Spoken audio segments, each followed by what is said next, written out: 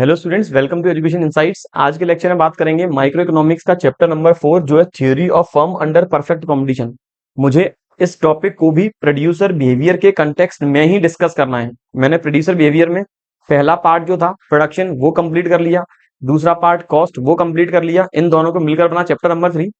अब है producer behaviour के कंटेक्स्ट में ही चैप्टर नंबर 4, जहां बात करनी है माल बन के तैयार है, माल को बाजार में बेचना है, तो जो पैसा कलेक्ट करेंगे उसे बोलेंगे रेवेन्यू।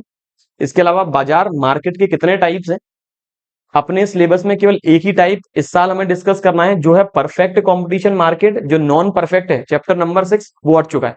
इसके अलावा मुझे बात करनी है रेवेन्यू की कितनी कैटेगरीज हैं, रेवेन्यू के साथ साथ प्रॉफिट की कितनी कैटेगरी है, और आखिरी में बात करेंगे सप्लाई की।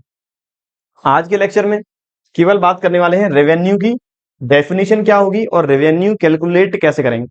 सबसे पहले रेवेन्यू है क्या बच्चों? रेवेन्यू का मतलब एक प्रोड्यूसर जो भी गुड्स मार्केट के अंदर बेचता है, तो माल को बेचने से जो भी वो पैसा कलेक्ट कर रहा है उसे बोल रहे हैं रेवेन्यू। रेवेन्यू मतलब sales. Revenue means money earned by selling a product. एक प्रोडक्ट को मार्केट में बेचने के बाद जो भी हमने पैसा कलेक्ट किया या पैसा हमने रिसीव किया उसे ही इकोनॉमिक्स के कंटेक्स्ट में बोल रहे हैं revenue.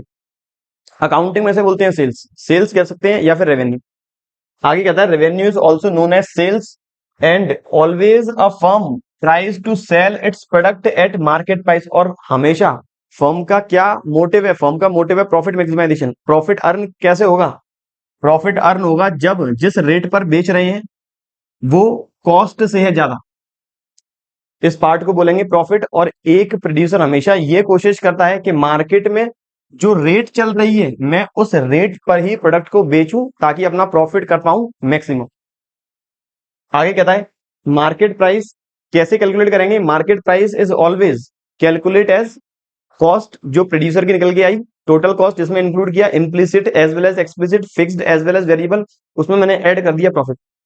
So always a firm tries to sell its product at market price and market price is always more than or equals to the total cost of the product। ये depend करेगा market पे।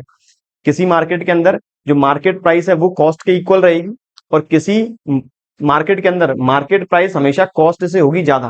क्योंकि जब market में कोई firm नई आई है तो नई फर्म का प्राइमरी मोटिव है केवल और केवल सर्वाइवल। जो हम खर्चा कर रहे हैं, खर्चा इन द सेंस जो हम टोटल कॉस्ट इनकर कर रहे हैं, इस टोटल कॉस्ट को हम अपने जो कुल माल बेच रहे हैं, जो टोटल रेवेन्यू कलेक्ट कर रहे हैं उसके साथ कवर कर लें। तो इसीलिए फर्म हमेशा मार्केट में चाहती है जो माल हम बेच रहे हैं वो मार्केट प्राइस के इक्वल में बेचें, और मार्केट प्राइस या तो हमारी टोटल कॉस्ट के इक्वल हो या टोटल कॉस्ट से हो ज्यादा। बात करें फॉर्मूले की कि रेवेन्यू निकालेंगे कैसे। सोचो, रेवेन्यू का मतलब है कुल जो पैसा एक प्रोड्यूसर ने रिसीव किया।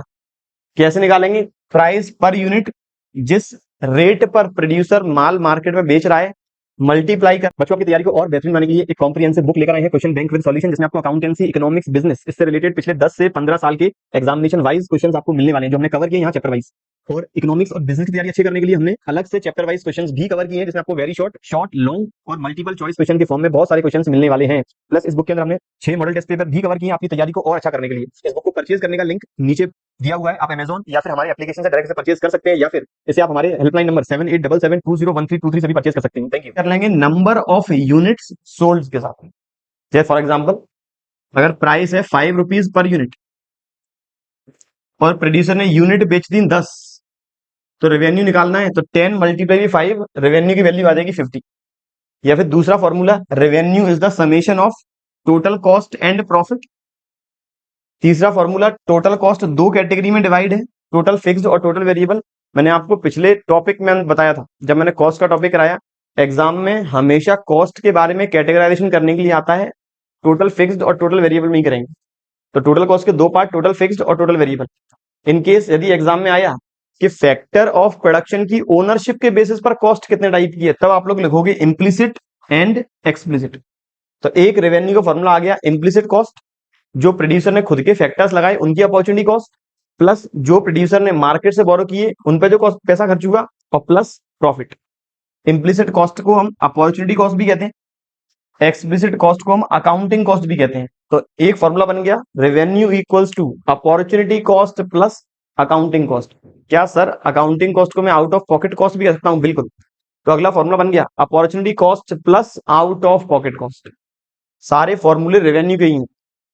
आपने एक बार यदि कैटेगराइजेशन सीख लिया, कोई सा फॉर्मूला आप लोग ड्राइव कर सकते हैं बहुत आसान तरीके से। और जो इम्प्लिसिट और एक्सप्लिसिट दोनों तरह की कॉस्ट मुझे पढ़ने को मिलती है इकोनॉमिक्स के अंदर, इसीलिए अगला formula economic cost plus profit equals to revenue. बच्चों ये थे रेवेन्यू के कुछ फॉर्मूले। पहला formula price per unit multiply by quantity sold. दूसरा formula total cost plus profit.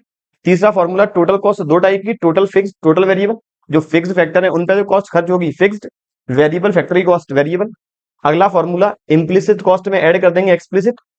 अगला फॉर्मूला इम्प्लिसिट कॉस्ट को अपॉर्चुनिटी कॉस्ट भी कहते हैं और एक्सप्लिसिट कॉस्ट को बोलते हैं अकाउंटिंग कॉस्ट। इन दोनों कॉस्ट को ही बोलते हैं इकोनॉमिक कॉस्ट। और अगला फॉर्मूला अकाउंटिंग कॉस्ट को हम आउट ऑफ पॉकेट कॉस्ट भी कह सकते हैं, इसीलिए formula opportunity cost plus out of pocket cost plus profit. ये बात थी बच्चों ओवरऑल।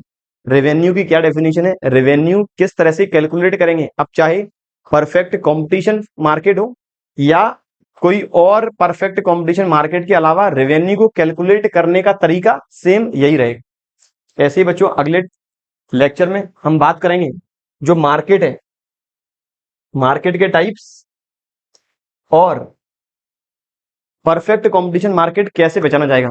तो तब तक बने रहिए और पढ़ते रहिए हमारे यूट्यूब चैनल एजुकेशन इनसाइट के साथ। Thank you.